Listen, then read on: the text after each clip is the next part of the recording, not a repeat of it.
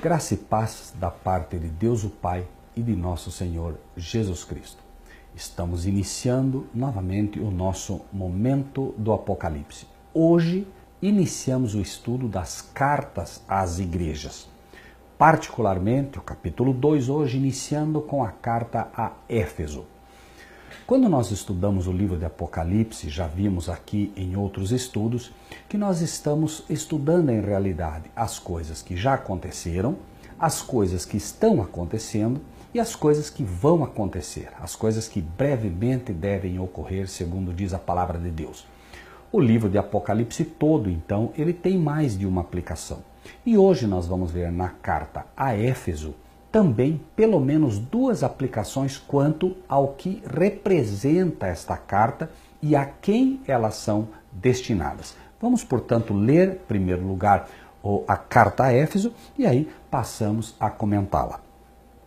Escreve ao anjo da igreja que está em Éfeso. Isto diz aquele que tem na sua direita as 7 estrelas, que anda no meio dos 7 castiçais de ouro. Quando se lê a carta, por exemplo, a Éfeso, ou a carta a Laodiceia, Esmirna, enfim, nós temos duas formas primariamente de entendê-las. Uma é quanto ao tempo em que ela foi escrita, para que nós saibamos não só o tempo em que foi escrita, mas também o tempo em que está ocorrendo aquilo. Por exemplo, a carta à igreja de Éfeso é representada quando falamos em períodos. O período dela é do ano, por assim dizer, 0, ou o tempo em que ela se inicia, até o ano 100. Este é o período da igreja de Éfeso. Mas nós também devemos entendê-la como uma condição, como se nós disséssemos, carta aos que estão na condição efesiana, carta aos que estão na condição laodiciana, porque ela apresenta, acima de tudo, uma condição, porque senão ela estaria representada ou destinada apenas àqueles que viveram nessa época. E nós sabemos que não é assim. Ao mesmo tempo que nós temos uma época em que ela ocorre, em que ela está ali vivenciando isso tudo, nós também temos durante todas as eras aqueles que estão nesta condição. E aqui, esta condição não está atrelada a nome, não é uma instituição. Não, isso aqui é para a igreja tal, isso aqui é para a igreja X, isso é para a igreja Y. Não. Cada um de nós, como templo do Deus vivo, cada um de nós, como uma igreja particular de Cristo, podemos nos enquadrar numa condição dessa. Esta condição, ela pode sim representar de um modo geral um grupo de pessoas, uma igreja mais particularmente, pode obviamente, mas repetimos, não está presa a uma instituição, ok? Então, inicia com a igreja de Éfeso, os que estão na condição de Éfeso, e quem está dizendo aqui é aquele que tem na sua direita as 7 estrelas.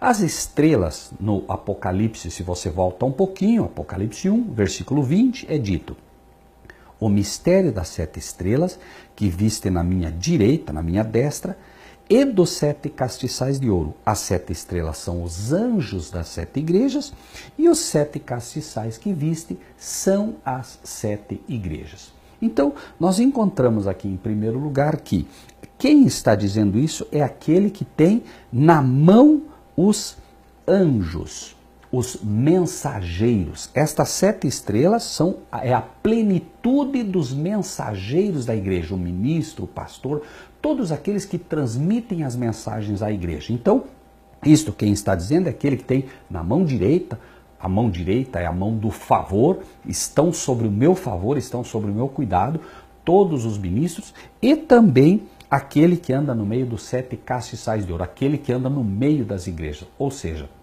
quem está falando isso é uma testemunha fiel e verdadeira que conhece a igreja, que conhece todas as igrejas, por isso tem condições de apresentar como está cada uma delas, porque ele é uma testemunha que sabe exatamente em que situação cada uma delas está, né?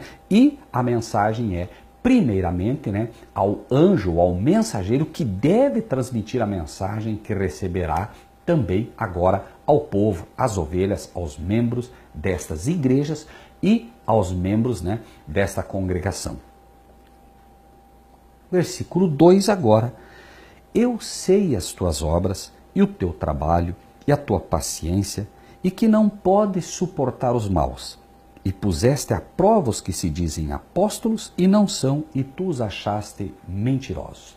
Se nós pegamos a época em que essa igreja nasce, obviamente, muitas pessoas imediatamente após terem aceito a Cristo Jesus como seu Salvador, lembrem-se, estamos falando em primeiro lugar de uma época em que a igreja nasce, porque olhando como ela na época em que ela nasce, olhando o contexto, a situação em que ela nasce, é mais fácil para entendermos a condição daquelas pessoas que hoje representam também a condição efesiana, a condição de Éfeso.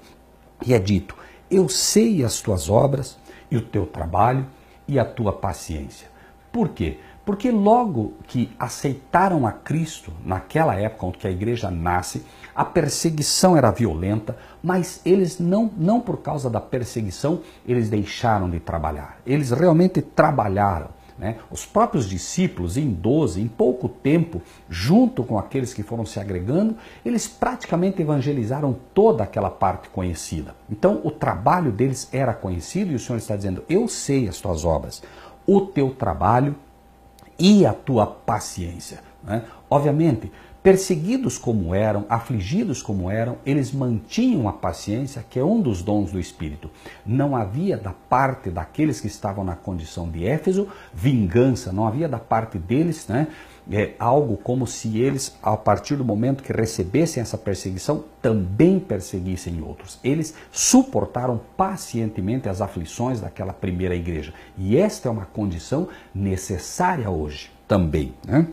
Que não pode sofrer os maus. Sofriam com a maldade reinante. E é assim. A pessoa que aceita Cristo como seu Salvador, ele não pode suportar o mal. Ele vê a maldade na televisão, e nós vemos hoje na internet, na televisão, muita maldade. Nós vemos, por exemplo, um ladrão é pego roubando uma coisa qualquer, e não estamos aqui, por favor, defendendo o ladrão, mas ele é pego, imediatamente a população quer linchar, a população bate.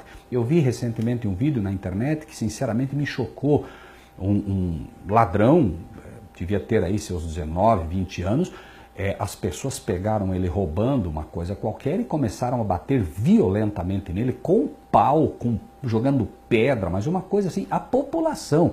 E finalmente, depois deles terem batido, chutado, dado pontapés de tudo que era forma, finalmente ele consegue ainda sentar um pouco assim, e um outro sujeito pega um toco, um pedaço de pau, mas realmente muito grosso, e bate na cabeça dele com toda a força. Quer dizer, é algo que a gente, confesso, eu não consegui ver o vídeo até o fim, mas é algo que a gente está vendo cada vez mais, né? E ao mesmo tempo que você não pode suportar a maldade daqueles, obviamente, que roubam, que matam, você também não pode suportar a maldade daqueles que querem vingança própria. E o cristão, de um modo geral, ele deve aprender a suportar essas coisas. Então, aqui o texto diz, não pode sofrer os maus. Você não consegue ver a violência toda que está aí e imaginar que você pode combatê-la com violência também, né? Puseste à prova os que se dizem ser apóstolos e não são, e tu os achaste mentirosos. Já naquela época, muitas pessoas se infiltravam na verdadeira igreja de Deus e esses que aceitaram o evangelho tinham o discernimento do Espírito de Deus para poder detectar que aqueles se diziam ser apóstolos, se diziam ser membros da verdadeira igreja, se diziam ser ensinadores da igreja, mas não eram, foram achados mentirosos. O livro de 1 João capítulo 2, versículo 4, 1 João capítulo 2, versículo 4, diz quem é o mentiroso. Aquele que diz, eu o conheço, e não guarda os seus mandamentos, é mentiroso e nele não está a verdade. Então, hoje, trazendo para hoje, aquele que diz que o conhece, mas não guarda os mandamentos da lei de Deus, é mentiroso e, na verdade, ele não tem a verdade, ele não é um apóstolo, embora diga que é. Então veja que a história se repete. Hoje também, pessoas que estão sendo perseguidas por amor a Cristo, já começa-se a ouvir aí o termo fundamentalista a ser aplicado para o cristão, e nós logo vamos ver uma perseguição violenta quanto aos cristãos. A história da primeira igreja vai se repetir, Mas nós temos hoje, numa condição efesiana, em primeiro lugar, até aqui, uma coisa bastante clara. Aqueles que não guardam os mandamentos da lei de Deus não fazem parte desta igreja de Éfeso. Eles, na verdade, são aqueles que conseguem detectar aqueles que dizem que amam a Deus, mas não guardam os mandamentos dele. Encerramos nossa primeira parte aqui, até o versículo 2 que estamos, e no próximo estudo iniciamos a partir do versículo 3 do capítulo 2, continuando com o nosso estudo de Carta aos Efésios ou Carta a Éfeso, àqueles que estão na condição de Éfeso. Que Deus o abençoe.